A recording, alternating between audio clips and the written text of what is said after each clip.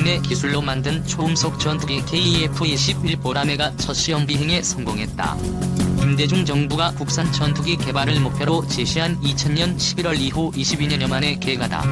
이로써 한국은 미국, 러시아, 중국 등에 이어 세계 8번째 초음속 전투기 개발 국가에 다가서게 됐다. 19일 방위사업청에 따르면 KF-21 시제기는 이날 오후 3시 40분 제작사인 한국항공우주산업본사 인근에 있는 경남 사천시 공군 제3훈련비행단 활주로를 이륙했다. KF-21은 33분 동안 기본 성능을 점검한 뒤 오후 4시 13분 안전하게 착륙했다. KF-21은 경비행기 속도인 시속 약 400km 정도로 비행한 것으로 알려졌다. 이날 시험 비행은 한국형 전투기 통합시험팀 소속으로 공군 제52 시험평가전대 시험비행 조종사인 안준현 소령이 맡았다. 방사청은 시험비행 직후 최초 비행을 통해 한국형 전투기 개발은 비행시험 단계에 돌입했다며 앞으로 2000여 회의 비행시험을 통해 성능을 확인하면 2026년 체계 개발이 끝날 예정이라고 설명했다. 카이와 방사청은 지난해 4월 CJ 1호기 출고 이후 지상시험과 지난달 최초 비행 준비 검토 회의 등을 거쳐 첫 시험 비행의 안전성을 점검했다. 점검 결과 첫 시험 비행을 19일 오전 10시에 실시하기로 확정했다. 하지만 이날 오전 사천 일대 날씨가 좋지 않아 시험 비행이 오후로 미뤄졌다.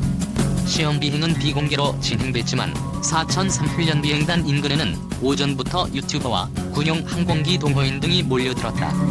연구 개발에 8조 8천억 원이 투입된 KF-21은 공군의 노후한 F-45 전투기를 대체하는 기종으로 주요 핵심 장비를 국산화했다. 공군은 KF-21 개발이 완료되면 120대를 도입해 영공방어 능력을 강화할 예정이다. 2002년 T-50 훈련기의 꿈을 이루었고 20년이 지난 오늘 우리는 기적을 이뤘다. 국산 초음속 전투기 KF-21 보라매의 19일 첫 시험 비행 직후 제작사인 한국항공우주산업의 류광수 고정익사업부문장 부서장의 이 같은 소회는 국산 군용기 개발이 얼마나 어려운 일인지를 짐작하게 한다. 첫 시험 비행으로 선진국들이 기술 이전에 강한 거부감을 드러내는 전투기 개발 성공이 가까워졌다는 평가가 나온다. KF-21이 산업, 안보적 측면에서 긍정적 효과를 미칠 것이라는 기대 섞인 전망이 나오는 이유다. 한국은 지난 수십 년 동안 미국과 유럽에서 거액을 들여 군용기를 구매해왔다. 하지만 독자적인 군용기 설계 및 핵심 부품 제작 기술 습득은 매우 어려웠다. 선진국들의 엄격한 기술 이전 통제 때문이었다. 전투기 등을 자체 개발해 원천 기술을 확보해야 한다는 목소리가 끊이지 않았던 이유다. 연구 개발비 8조 8천억 원을 투입해 인도네시아와 함께 개발한 KF-21은 이 같은 요구에 부응할 기반을 제공했다는 평가다. KF-21은 항공기 설계부터 제작에 이르는 과정을 국내 기술진이 주도했다. 국내에서 축적된 항공전자 관련 기술을 바탕으로 레이더, 임무 컴퓨터, 전자전 체계 등 해외 제작사에 전적으로 의존했던 핵심 장비 대부분을 국산화했다. 4대 항공전자장비로 꼽히는 능동 이상 배열 레이더, 적외선 탐색 및 추적 장비, 표적 추적 장비, 전자전 장비 등도 국내에서 개발한 기술에 기반하고 있다. 향후 양산 과정에서 추가적인 국산화가 이루어질 예정이다. 장비와 부품 국산화 외에 항공기 운영 유지 인프라 구축이 가능하다. KF-21이 제 성능을 발휘하려면 항공기 핵심 장비와 부품 개발, 생산, 체계 통합과 더불어 국내 정비 능력까지 갖춰야 한다. KF-21을 개발, 생산, 운영하면 항공기 개발부터 운영 유지에 이르는 모든 단계에 적용되는 기술을 확보하는 효과가 있다. 중장기적 관점에서 한국을 항공 선진국 대열에 올려놓을 기반을 제공하게 될 것이라는 관측이 나오는 대목이다. KF-21은 이날 시험 비행에서 기체 화부의 유럽 MBDA의 미티어 중거리 공대공 미사일 4발을 장착했다. 미티어 미사일은 아시아에선 한국이 처음으로 운용하는 무기체계다. 한국 공군이 쓰고 있는 미국산 AIM-120 공대공 미사일보다 우수한 성능을 지닌 미티어 미사일은 음속의 4배가 넘는 속도로 200km 이상 떨어진 적기를 공격할 수 있다. 중국, 일본, 러시아 등 강력한 공군력을 운용 중인 주변국의 위협을 억제한 전략적 차원의 타격력을 갖추게 되는 셈이다. 노후한 F-45 전투기를 교체하면서 공군력의 질적 향상도 꾀할 수 있다. 세계 전투기 시장에서도 KF-21은 충분한 경쟁력을 갖고 있다는 평가다. 최근 세계 시장에서는 F-35처럼 스텔스 성능을 앞세우는 기종과 라팔, 타이푼 등 강력한 공격력을 확보한 기종이 각광받고 있다. KF-21은 F-35보다 스텔스 성능은 낮지만 현존하는 공대공 미사일 중 최강으로 꼽히는 미티어 미사일을 탑재해 강력한 펀치를 갖췄다. 스텔스보다는 공격력이 우수한 전투기를 원하는 국가라면 KF-21이 적절한 대안이 될 수 있다. 다만 장거리 지상 공격력 문제는 보완해야 할 과제로 꼽힌다. KF-21은 국내에서 개발될 공중발사 순항 미사일을 탑재할 예정이다.